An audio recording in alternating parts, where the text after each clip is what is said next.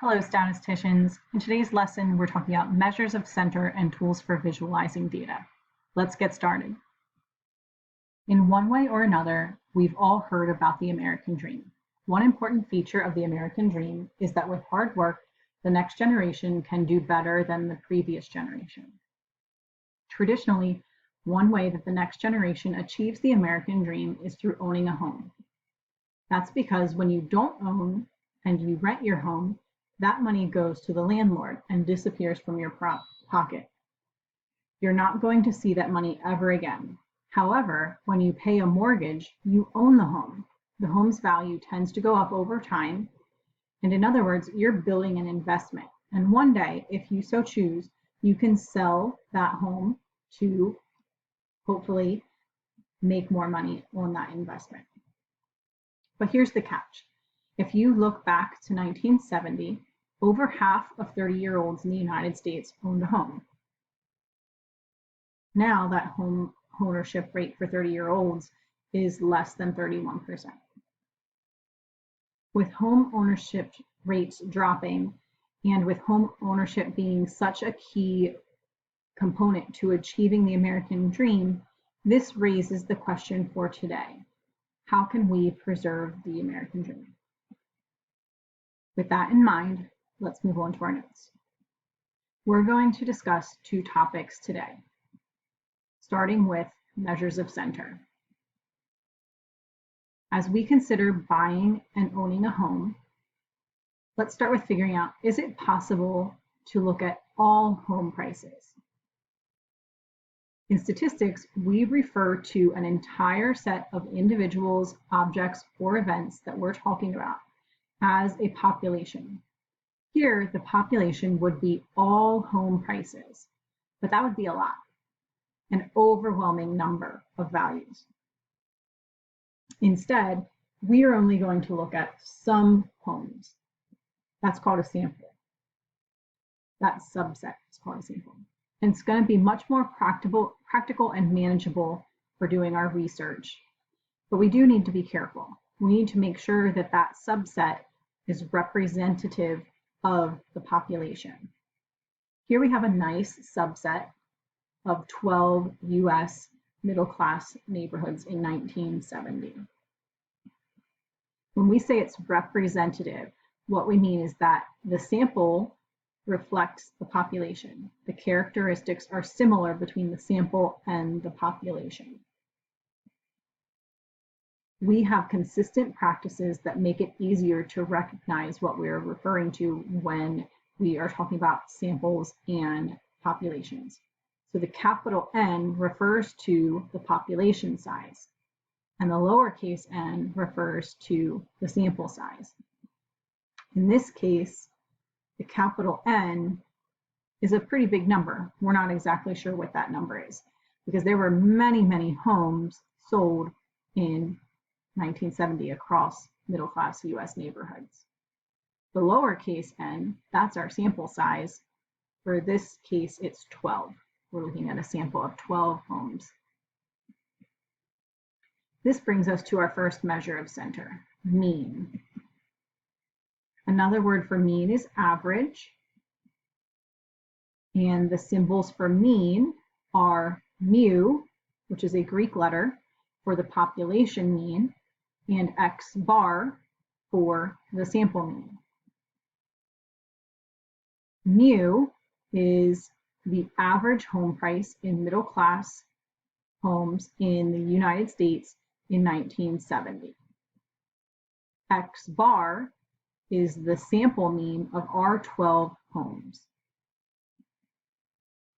The way we're going to find X bar is to use a formula. Now, this formula looks a little bit intimidating, but let me translate.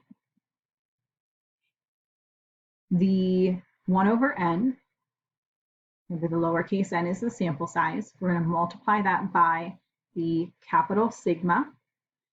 That's a Greek letter, and it means that we're finding the sum of something.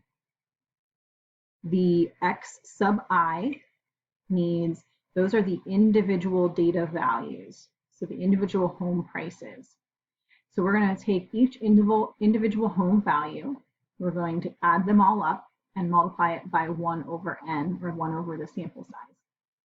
Another way to write that, instead of multiplying by 1 over n, we can divide by n. So let's take our values from our example and plug those into that equation.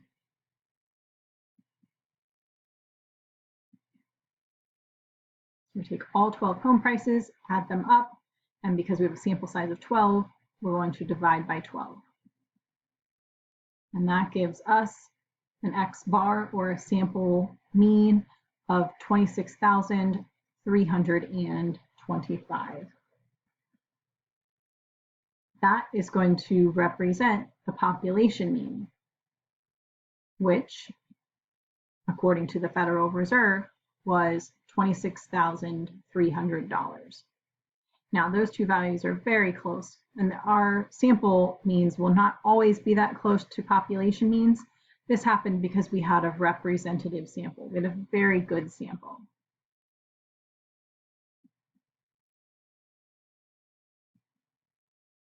Let's move on to our next measure of center, the median. Remember that median means middle. So the first thing that we would need to do is we would need to rearrange our data so that it is in numerical order. So smallest to largest. Luckily, this data is already organized for us. And then we need to find the middle value. So we're going to start crossing off the extreme values. Smallest and largest, second smallest and largest, third smallest and largest, and so on, until we find, in this case, there's two numbers in the middle. Had there only been one, that would have been a little easier. Once you find the two numbers in the middle, that means we need to find the average, or the mean, of those two values. So we're going to add those up and divide by 2. And that gives us a sample mean of $22,400. Now the population mean, again, according to the Federal Reserve, is $22,300.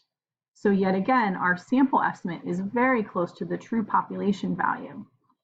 And again, just a note that we chose our sample very carefully, and we'll discuss in later sections of the course about how that does not always happen. But we've got a very good sample, and that's why our values are very close to the true values. Now, what if we had a much larger data set? So instead of only 12 values, what if we had 100 values? Now, luckily, these are already in order, so we can just start working our way in, and half of 100 is 50, which means the 50 and the 51st value would be the middle two numbers, and we could average those. What if instead we had 300 data points or 4,000 data points? Again, if our values were already ordered from least to greatest, that wouldn't be too bad. But can you imagine? What if they weren't in order? What if we had to find the mean? Again, odd numbers, not quite so bad. That's just the middle number. Now, as we're thinking about these larger data sets, as we're thinking about means, that's going to bring us up to our next point. We're going to be using a technology tool in this class called CODAP. CODAP stands for Common Online Data Analysis Platform.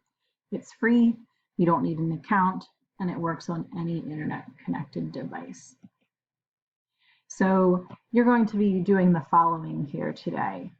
You're going to be going to codap.concord.org and following along with the directions here to explore just a bit. Now, we're not going to do much with our key question today. We're going to pick this up next time. Keep it in the back of your mind. For now, we're going to go back to our CODAP directions and take some time just to explore the platform CODAP. Thanks for joining us today, statisticians. We'll see you next time.